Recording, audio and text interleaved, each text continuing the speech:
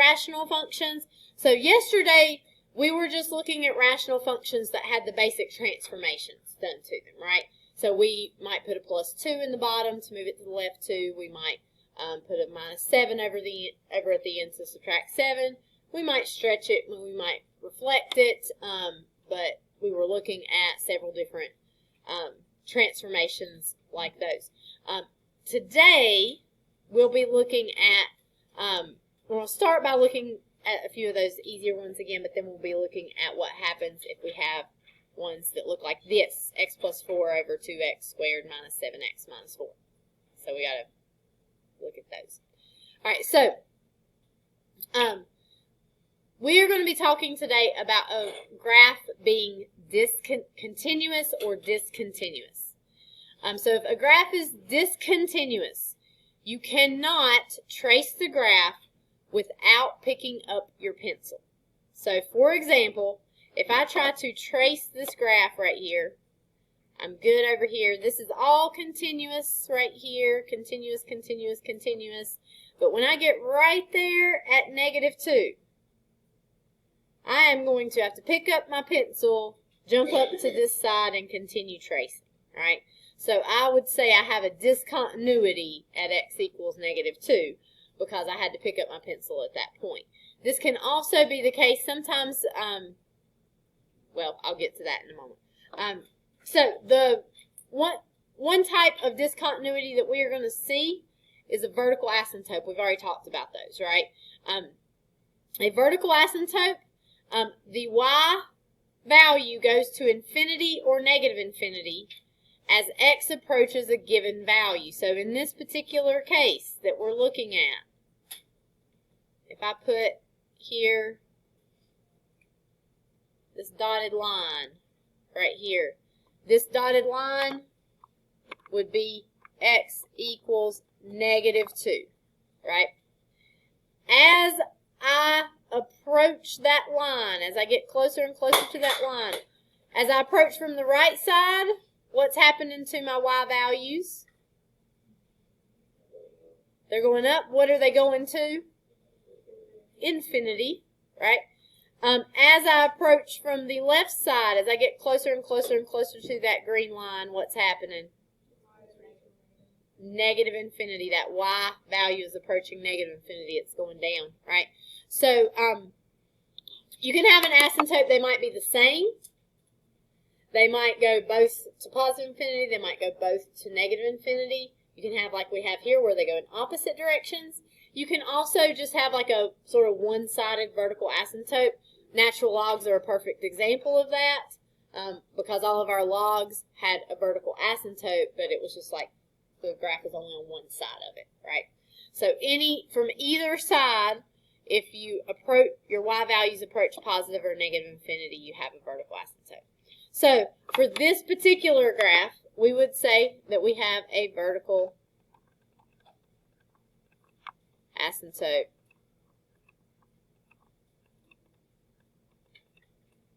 at x equals -2.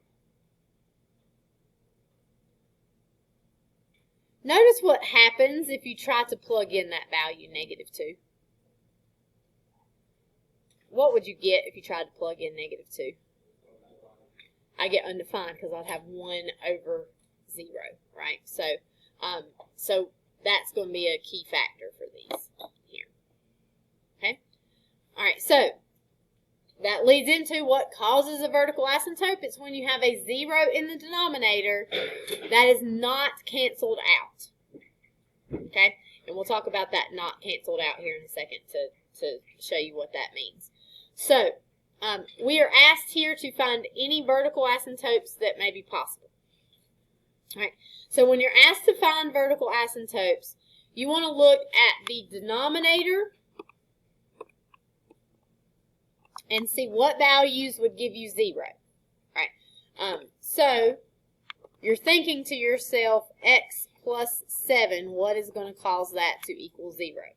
This is a very simple equation. You probably don't need to write it out and solve it like I've done here, but you will get x equals -7. That would be your vertical asymptote.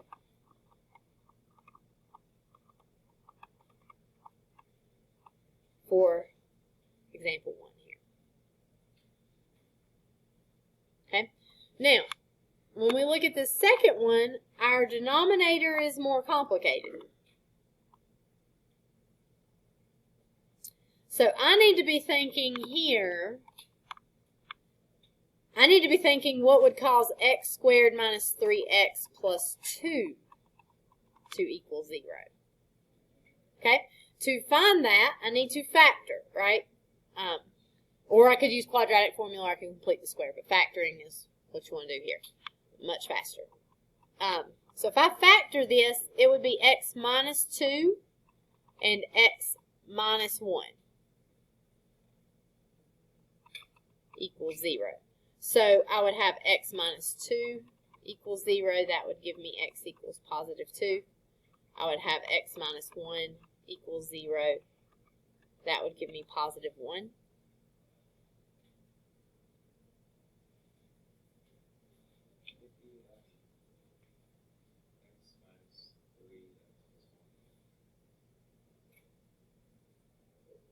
No, because that would give you a negative 3 right here instead of a 2. These numbers right here, these two numbers have to multiply to give you that 2 right there. So if you did the negative 3 and the positive 1, it would give you the right number in the middle, but you get the wrong number on the end. Okay, so these are both also going to be vertical asymptotes. It is okay with me if you shortcut and write VA there, but please make sure you know what it stands for that. All right, now, these had vertical asymptotes, but we really didn't consider this, that is not canceled out part. So, let's look at this particular graph. All right, so we can have graphs where we have just a hole in the graph, but the pieces of the graph still match up. Okay? This is called a point discontinuity. I call it a hole in the graph a lot. The term that they use in AP Calculus that like they actually use on the test is they call it a removable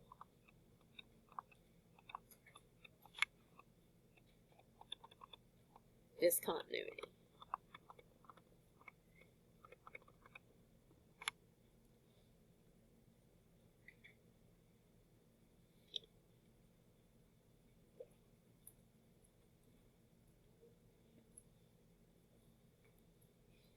So let's think about the graph of f of x equals x plus 5 over x plus 5. So I might be, if I'm thinking about this, like x plus 5 over x plus 5, that cancels, right? And what does it cancel to equal? 1, right? Something divided by itself equals 1. But there is one place where it does not equal 1. Okay? Because what if I try to plug in the number negative 5? I would get negative 5 plus 5 over negative 5 plus 5, which is going to give me, that's really 0 over 0. 0 divided by 0 does not equal 1. It also does not equal 0. It is what we call, whenever you get to calculus, indeterminate.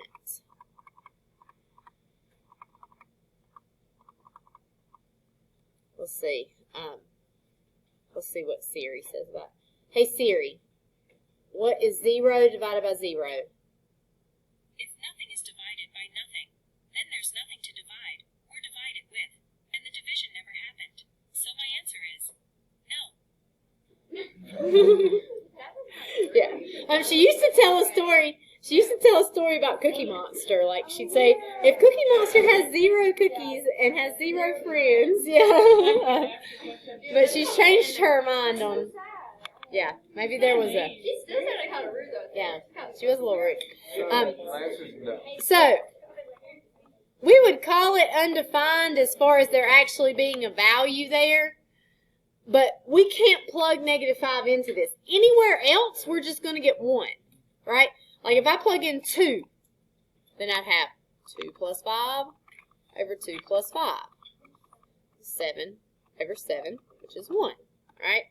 If I plug in -4, right, I'd have -4 plus 5 over -4 plus 5, which is 1 over 1, which is 1, right? What if I plugged in like 3/4?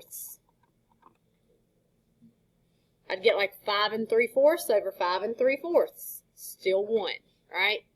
Any number, if I plugged in 1,000, I'd get 1,005 over 1,005. It'd still give me 1. I'm going to get 1 everywhere on this graph except at -5. And at -5, I can't get an answer, right? So what this would look like is right here where x equals -5.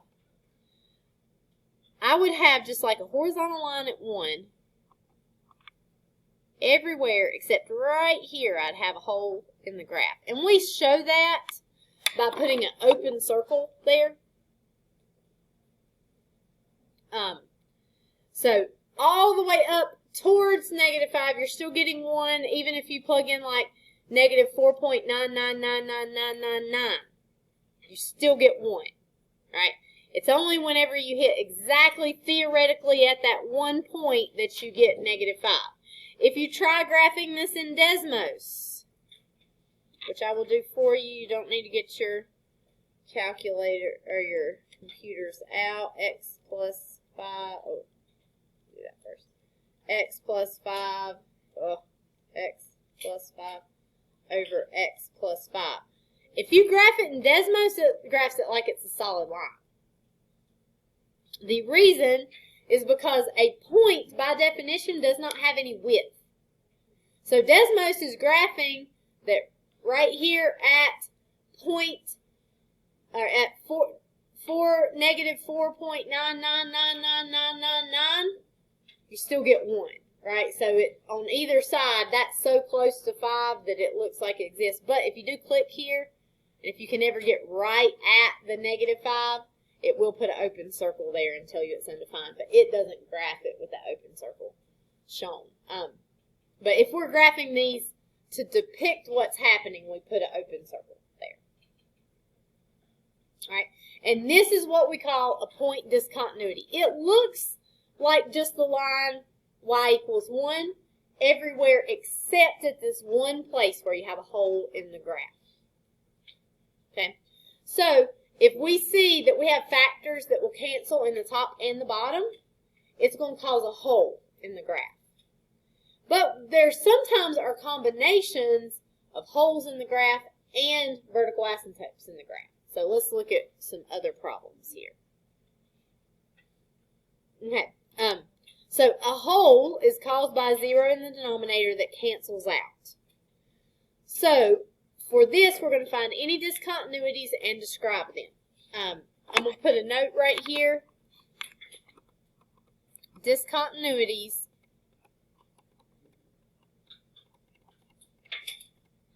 come from the denominator.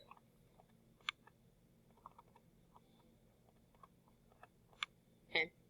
The only reason we even care about the numerator is because we want to see if it cancels out or not, so we can tell if it is a horizontal asymptote or a hole.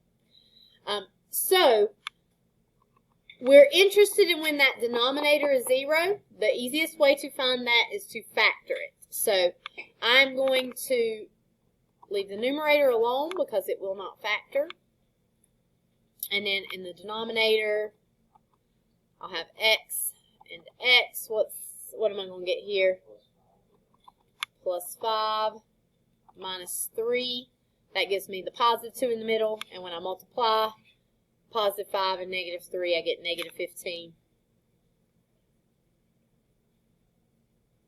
We okay here? Okay. So the discontinuities come from the denominator. So I am going to have discontinuities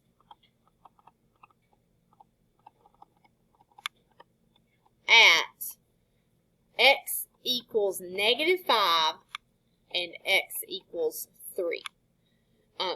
Even if it cancels out, I know I have discontinuities there. The question is what kind of discontinuity do I have? So if the factor that corresponds to that discontinuity cancels out, like x minus 3, that will cancel with that x minus 3 in the numerator. Then that is when I have a hole in the graph. And we want to use, I'm going to use removable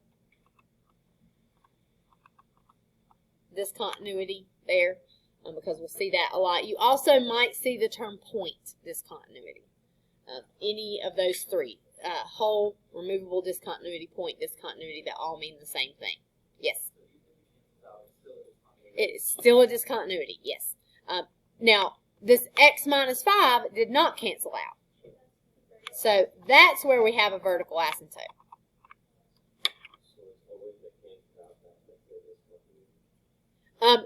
Both of these are discontinuities.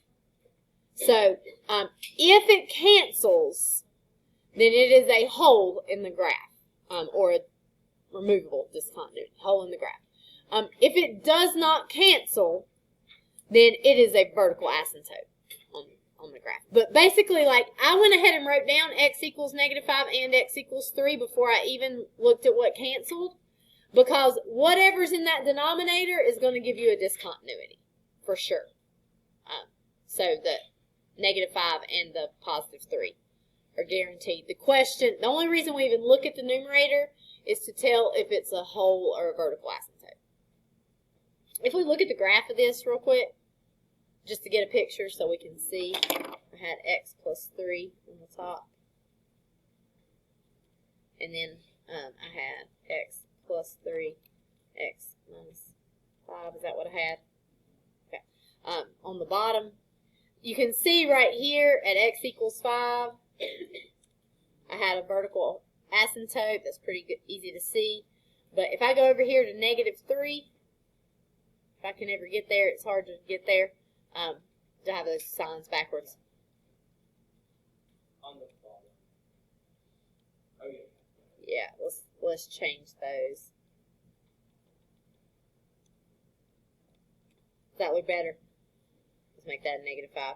Okay, so now vertical asymptote at negative 5 here.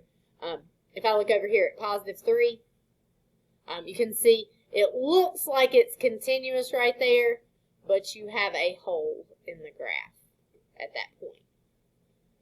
So basically this graph looks like 1 over x plus 5. It looks like it everywhere except it does have this hole that is created there. Okay. Questions? All right, let's do the same thing on example 4. Looking for our discontinuities. So let's see, Miles, how does that numerator factor for us? It would be x minus 3 and then another x minus 3. Very good. And then, Valeria, how do we factor the denominator? X plus 3 and x minus 3. So, we are going to look at the denominator only for our discontinuities. So, we're looking at the denominator. So, we would have discontinuities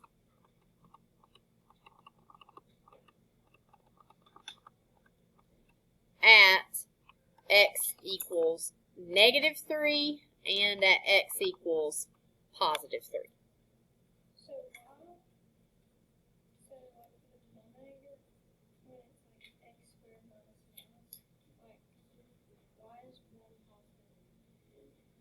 It's a special.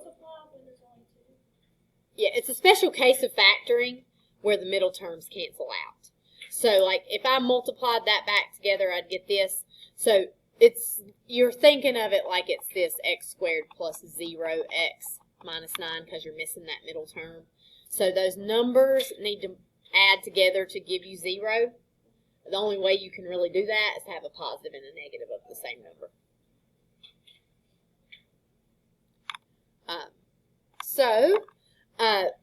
Now I need to decide which one is a whole, which one's a vertical asymptote, because I got one of each here.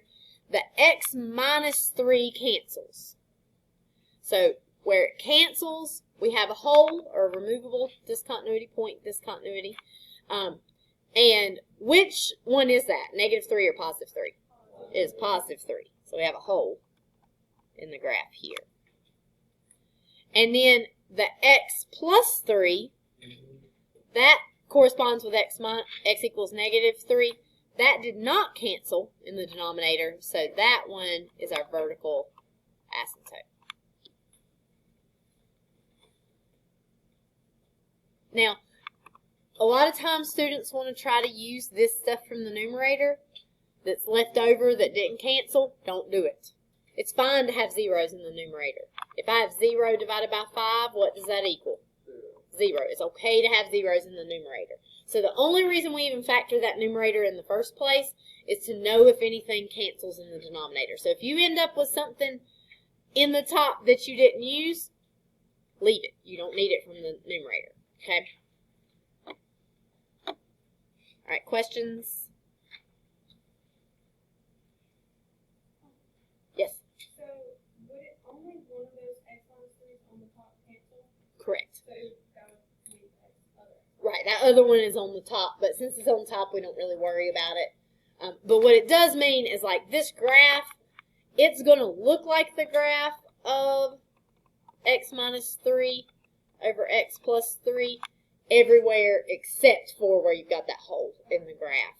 So, like, if we canceled that out, it would look like this graph. We don't really know what that graph looks like because it is more complicated than we've been dealing with. Whereas up here, this graph, it looks like 1 over x plus 5. We do actually know what that looks like, right? Because it's just a rational shifted to the left 5. So once you cancel, it's what your graph is going to look like, except for that one point where there's a hole. So yeah, that would stay in the numerator.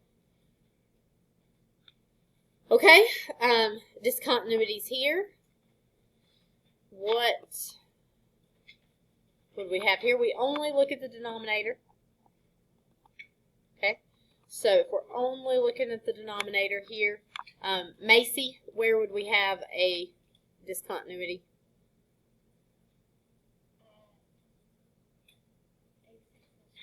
Perfect.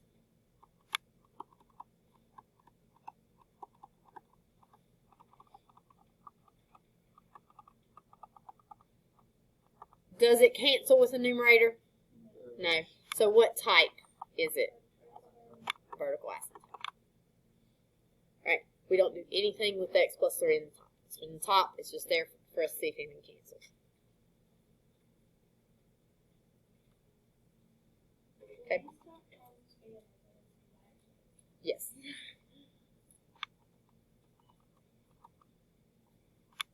Okay. All right. Okay. So the bottom we got to factor. This is a little tougher factoring. Got to do a little guess and check here. What is going to work here? Okay. +1, -4. There. You're doing like a little bit of guess and check here because you got to multiply, right? You got to think about looking at the middle two terms together, which gives you a 1x. The outer two terms together, which gives you a -8x. If you add those together, you get -7x, which is the middle there. So you know you have factored it correctly.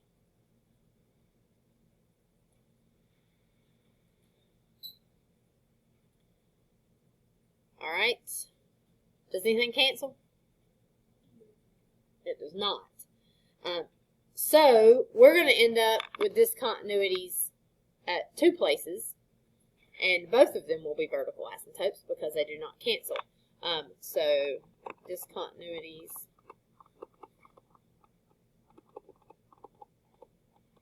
at what, or where are we going to have discontinuities? Negative 1/2, positive 4. How'd you get that negative 1/2? Just there's somebody out there that needs to know. Right? We want to know what makes each one of these 0. So if you subtracted the 1,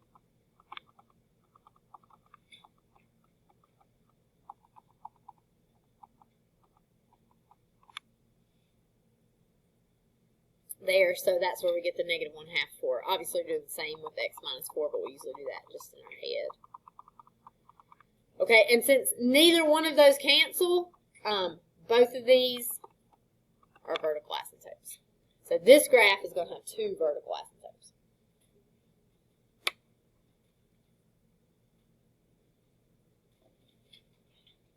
Okay, questions here?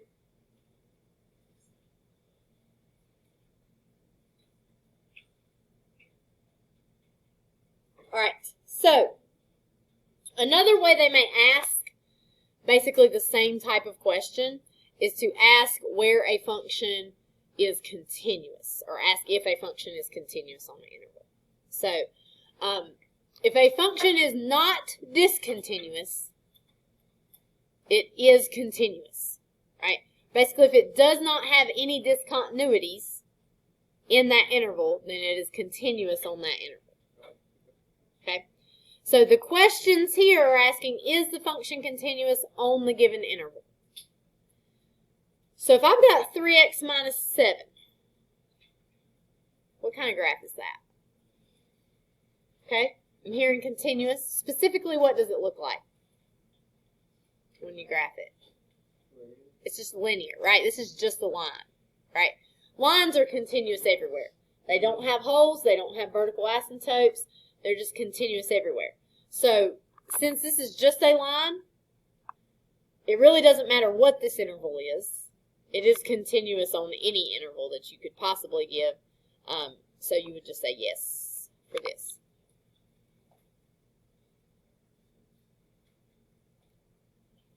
Okay. So yes. What is the negative 2? That is the section of the graph we're checking continuity on. So it really doesn't matter what the negative 2 less than x less than 3 is on this one, because lines are continuous everywhere, so that could have said negative 15 less than x less than 14 or something like that. It could have been anything, and we still would have said yes for that question. But it's going to matter on the next question. Okay? So we want to know about 1 over x plus 9 from 0 to 9. Okay? So whenever we're doing this, we need to think, where does this function have a discontinuity? And where do we have a discontinuity? X equals negative 9. That's our discontinuity. So it's discontinuous at x equals negative 9. But the question is asking if it is continuous from 0 to 9. Between 0 and 9, this is a yes. All right. Now, what about if they had asked negative 10 less than x less than 0? That would be a no. What about if it was negative 9 less than x less than 3? Oh. It'd be a yes, because is negative 9 included? It is not included. So that would be a yes. If I had negative 9 is less than or equal to x less than 4 or something like that, that would be a no, because that would include negative 9. So it all depends. You're going to find the discontinuity and then just tell if that discontinuity falls on that interval. If it falls on that interval, then it's not going to be continuous. If it does fall on that interval, then if it does not fall in that interval, it will be continuous everywhere. There. So our original question answer is yes. I just added like 3 more questions here, just giving you some different ones there. So this is your original answer there.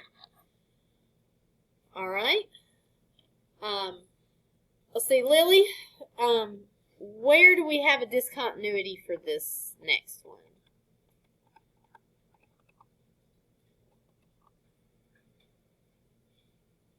Yeah. All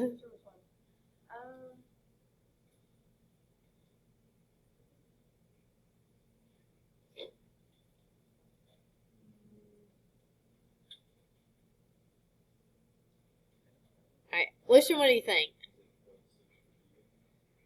Almost. 7 repeating. Negative. Yeah, so we're thinking about the denominator and where it equals 0. Because even if it cancels, this is going to cancel, it's a hole in the graph, right? But holes are still discontinuities. It doesn't have to be a vertical asymptote. Holes are still discontinuities. So 3x plus 2, we're looking at where it equals 0. So if you subtract 2 from both sides, 3x equals negative 2. Divide by 3. And so you get x equals negative 2/3. Or negative 0.6 repeating. Okay, so we have a hole here. That is not what the question is asking us, though. The question didn't say find the discontinuities and classify them. The question said, is this continuous on this interval? From 0 to 1, is this function continuous? Yes. So we would say yes for this. Now, if our interval was from negative 1 to 0, we'd say no. It would include the discontinuity. Okay. Okay, here's the last type of question that you're going to be asked for these. So rather than being asked, is it continuous on this interval, it's going to say, give the intervals for which f of x is continuous. You still need to do basically the same thing. You need to find the discontinuities, right? Because those are the places where we are going to say it's not continuous. So if we do example 10, we're going to factor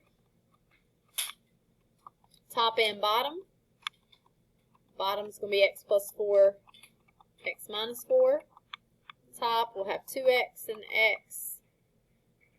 Let's see.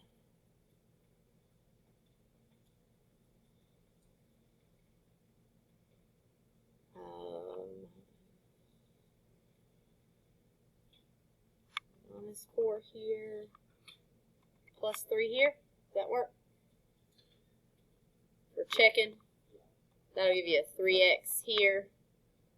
That'll give you a negative 8x. Put those together, it gives you a negative 5x in the middle. Now, even though, honestly, for this problem, do I even really have to factor the numerator? Do I care if it's a whole or a vertical asymptote? I do not. The only reason I factor the numerator is to tell if it's a whole or a vertical asymptote. So all I need to know is if I have discontinuities here. So I could have just dealt with the bottom alone, seeing where this equals 0. So I get x equals negative 4 and x equals positive 4. It really doesn't matter if they're holes or vertical asymptotes. A discontinuity is a discontinuity and is going to cause a break in your continuous interval. So you don't even really have to know, but if you care, right, this one is a hole, whereas this one would be a vertical asymptote. So really, for these problems, you don't have to look at the numerator at all, really. So discontinuities at negative 4 and positive 4. Rational functions are continuous everywhere else except for the places they have discontinuities, except for the places that give you 0 in the denominator. So the way that you would write the answer for this is you would say it's continuous on, I prefer interval notation, so I'm going to go negative infinity up to 4. I'm sorry, negative infinity to negative 4. Negative 4 to 4 and 4 to infinity. other way would be x is less than negative 4. Negative 4 less than x less than 4. And then x is greater than 4. No brackets and no or equal to signs here because we don't want to include negative 4 and 4. Right? So I'm using all parentheses here. This basically includes everything, right? Except for negative 4 and positive 4.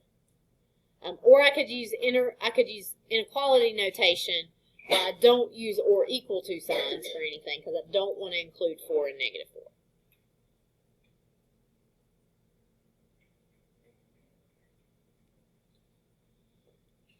Now, really, do I even need to factor the numerator in number 11? I don't have to.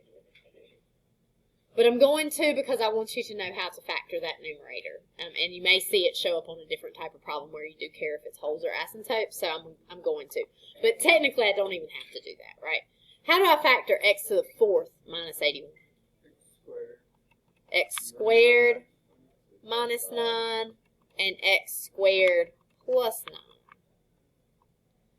And the bottom will be x plus 3, x plus 1.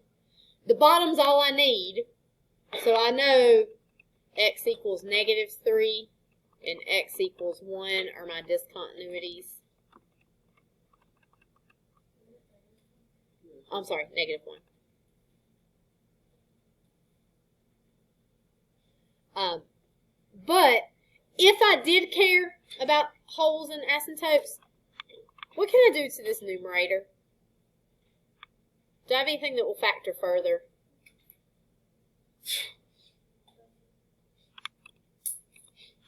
Will this factor? It will. So I could factor it further. I would have x plus 3, x minus 3. The x squared plus 9 won't factor. I'd have to leave it like that. Can't factor with that plus sign. So the x plus 3 cancels, so we know that this would actually be a whole, whereas this would be a vertical asymptote. I am only doing that because I want to point out how to factor that numerator in case you see it on a problem that's asking for discontinuities rather than where it's continuous. Because really we could just look at the denominator here. So I've got a whole here, a vertical asymptote here. It doesn't matter what type. Discontinuity is a discontinuity. It's going to cause our function to be not continuous at that point. So I would say that this is continuous on the interval negative infinity up to negative 3, negative 3 to negative 1, and negative 1 to infinity. Or if I want to do x is less than negative 3, negative 3 less than x less than negative 1, and x is greater than negative 1. I could also do that.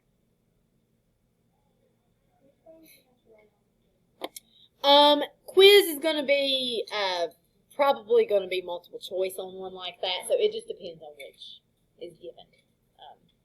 You need to be able to recognize either one.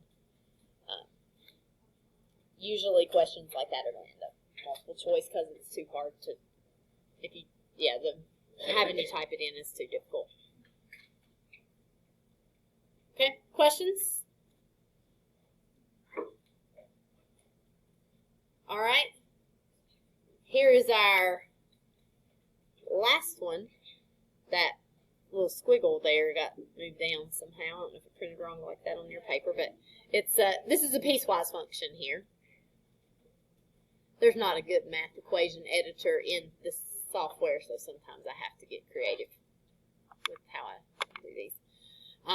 So this is absolute value of x plus 2. That's what those bars are there, although normally you're going to see the typeset be a little bit bigger. I just used the L because it wouldn't let me put an absolute value bar there. So absolute value of x plus 2 and 4x minus 10. Now, absolute value graph, what does it look like? It's our V, right? Is it continuous everywhere? It's continuous, right? It's not got any holes or any problems. 4x minus 10, that's just a line. It's continuous everywhere, right? So what we need to know here is we need to know when we put this piece of our V together with our line over here, do they meet, right? Because, actually, no. There's one thing. We're going to have a little bit of trouble, but I want to see if these two meet right here. I do actually know, because I have a less than right here and a greater than here, and I don't have an or equal to with either one. Is it continuous? Whether they meet or not, you've got open circle, open circle. So even if they meet, what have you got? You have a hole. It might look like this. It might look like this. But you know at 4 they're not continuous. But let's pretend that I put an or equal to with that. So now we need to know, does that open circle get filled in by the closed circle? So the point we care about here is 4, right? I could try to graph it. But the only point we really care about is what's happening at 4, right? So even though it's the open circle part, because I don't have that or equal to here, if I plug 4 into this equation, absolute value of 4 plus 2, I will get absolute value of 6, which is, of course, just 6. That tells me that that open circle is at the point 4, 6. Right, when you plug an x value in, it gives you the y value out.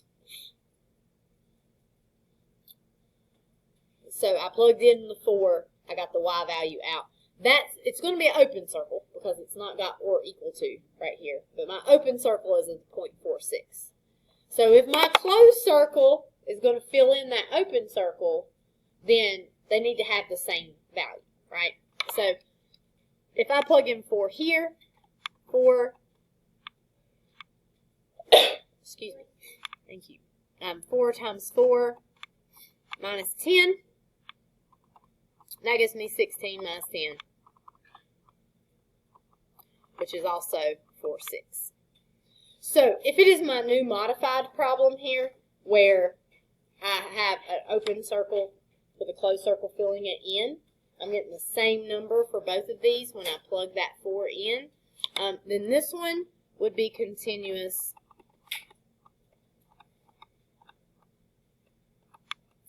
on negative infinity to positive infinity, or all real numbers for that. If it was like I originally had it, you would have open circle, they'd be in the same spot, but they'd both be open, so you'd have a hole in the graph, so you would do negative infinity to 4, 4 to infinity, if that were the case. But really, I think I meant to have an or equal to with one of those. Usually you do. Okay. All right, we've got about 10 minutes. Not too long, but you can probably get a few problems done. Here. I don't really understand it at all. I understand how to use the VA.